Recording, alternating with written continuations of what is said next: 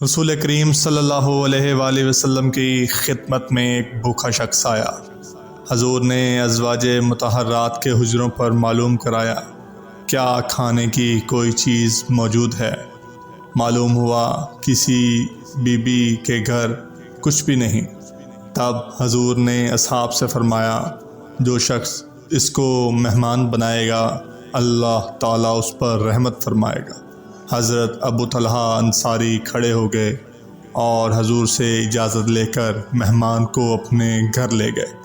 گھر جا کر اپنی بیوی سے دریافت کیا، کچھ ہے؟ انہوں نے کہا، کچھ نہیں، صرف بچوں کے لیے تھوڑا سا کھانا رکھا ہے۔ حضرت ابو طلحہ نے فرمایا، بچوں کو بہلا کر سلا دو، اور جب مہمان کھانے بیٹھے تو چراغ درست کرنے اٹھو اور چراغ بجھا دو تاکہ وہ اچھی طرح کھا لے۔ یہ اس لیے تجویز کی کہ مہمان یہ نہ جان سکے کہ اہل خانہ اس کے ساتھ نہیں کھا رہے، کیونکہ اس کو یہ معلوم ہوگا تو اصرار کرے گا اور کھانا کم ہے، بھوکا رہ جائے گا۔ اس طرح مہمان کو کھلایا اور حضرت ابو طلحہ نے بھوکے رات گزار دی۔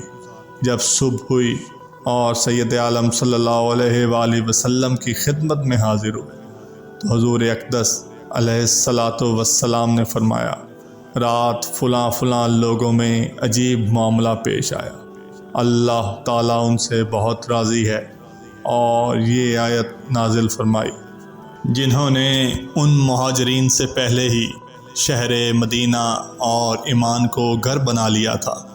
یہ لوگ ان سے محبت کرتے ہیں جو ان کی طرف ہجرت کر کے آئے ہیں، اور یہ اپنے سینوں میں اس مال کی نسبت کوئی طلب یا تنگی نہیں پاتے جو ان مہاجرین کو دیا جاتا ہے، اور اپنی جانوں پر انہیں ترجیح دیتے ہیں اگرچہ خود انہیں شدید حاجت ہی ہو۔